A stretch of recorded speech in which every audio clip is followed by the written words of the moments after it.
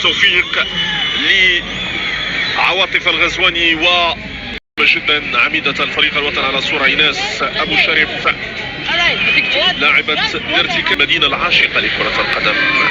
اختيار مدينة دون ان نغفل عن نادي سبورتينغ دار البيضاء، نادي محترم جدا يقوم بعمل كبير يستحقون عليه كل علامات الاشادة.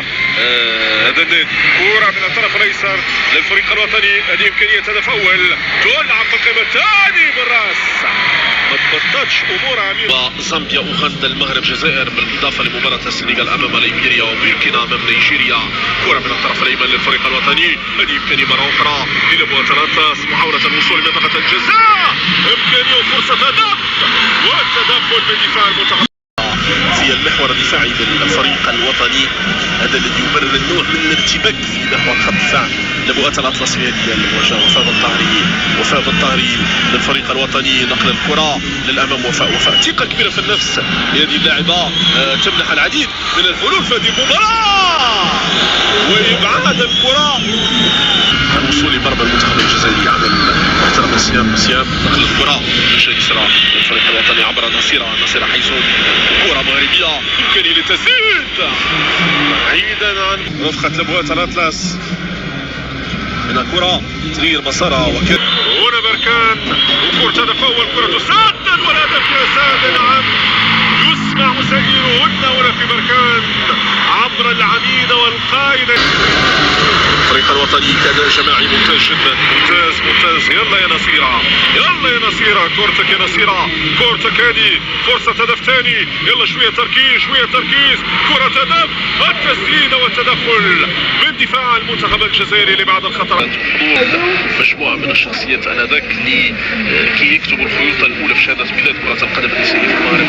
شوف فين وصلنا اليوم وفين وصل الفريق الوطني الذي يبحث عن هدفه الثاني. يلا هدف يا سادة، هدف ايتها السيدات اليوم عبر رقم 21 رميسة حسين. طاهري، وفاء مرة أخرى، وفاء نقل الكرة بشكل ممتاز جدا. رائعة الكرة، رائعة الإمكانية. يلا بشوي عليك، كرة هدف ثالث يا سادة، ثالث. ونتوقع لاعبة انتراخت كان بإمكاننا ونتوقع على ثالث الأهداف في الجولة الأولى من هذه المباراة.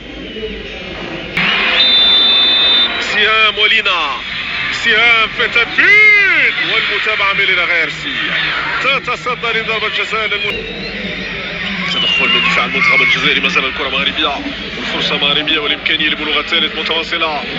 طاري تسدد والهدف،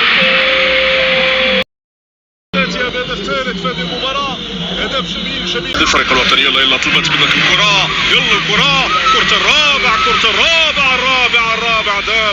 الرابع نشوة وبقية رفيقاتها في منطقة الجزاء. كرة بالراس، الهدف الرابع يا كرة للمنتخب الجزائري، إمكانية لتوغل لمنتخب الجزائر في منطقة الجزاء لكن بعيدا عن مرمى الفريق الوطني. كرة للفريق الوطني من الطرف الأيمن، هذه إمكانية في منطقة الجزاء للفريق الوطني، تسديدة ممتازة جدا والتدخل مرة أخرى من لينا غيرسي لجمهورية الدومينيكان. نسخة أخرى بعد نسخة الهند. هنا الكرة وهنا الإمكانية، هنا كرة الخامس وكان اليمامة نسخة مكررة لما حدث في كرة